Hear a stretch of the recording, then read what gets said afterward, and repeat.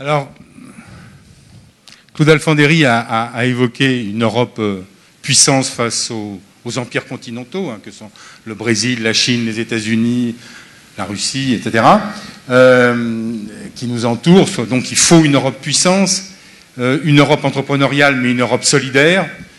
Avec Jean-Paul Jourde, on va sans doute aborder une Europe qui soit aussi extraordinairement rigoureuse sur les questions environnementales, parce qu'elle a souvent été à l'initiative, elle l'est encore, pour combien de temps, et comment ça peut se développer? Bon, d'abord, je voudrais aussi remercier de votre invitation, Europe Citoyenne et Corinne, pour venir parler ce soir sur ce plateau. Alors, je ne vais pas vraiment aborder l'Europe, je crois que je vais aborder une élue européenne, c'est Corinne. Je vais parler de Corinne. Je ne peux pas m'empêcher de penser sur cette scène, la dernière fois que j'étais sur cette scène, il y avait à ta place Ségolène Royal. C'était pour la présentation de Nos enfants, vous l'avez évoqué, Nos enfants nous accuseront sur ce théâtre pour Désir d'avenir.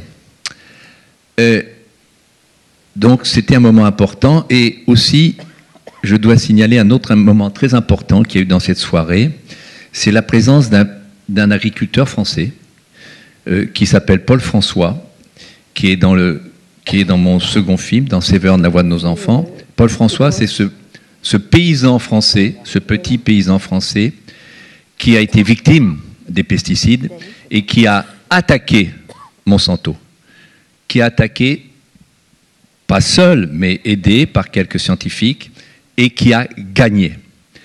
Et je ne peux pas non plus m'empêcher de rappeler ce que j'ai entendu tout à l'heure, dans l'après-midi, sur Europe 1, et j'ai entendu Corinne, qui a d'ailleurs été excellente, et qui justement situait le combat européen comme un combat personnel.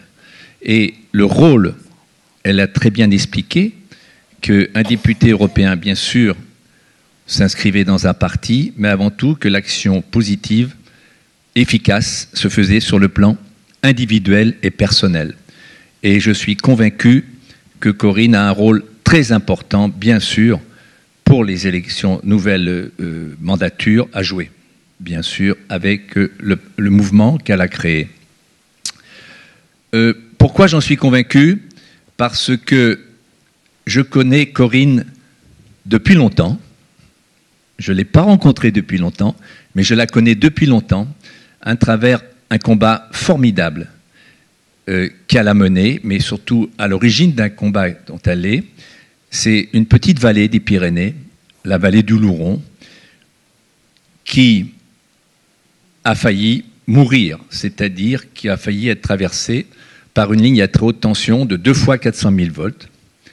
Ça veut dire que c'était la fin de tout le pastoralisme de cette vallée, la fin éventuellement, bien sûr, d'un programme touristique, et puis c'était aussi l'anéantissement d'un patrimoine séculaire. Et Corinne a agi. Dans Séverne, la voix de nos enfants, la petite Séverne, que lit Suzuki, à Rio en 1992, a terminé son discours en disant qu'à vos paroles succèdent les actes. Eh bien, je ne connais pas Corinne depuis longtemps, depuis 4-5 ans, et j'ai tout le temps constaté qu'aux paroles de Corinne succédaient les actes. Voilà pourquoi je soutiens fortement, de tout mon cœur, Corinne et le mouvement Europe Citoyenne. Merci Jean-Paul.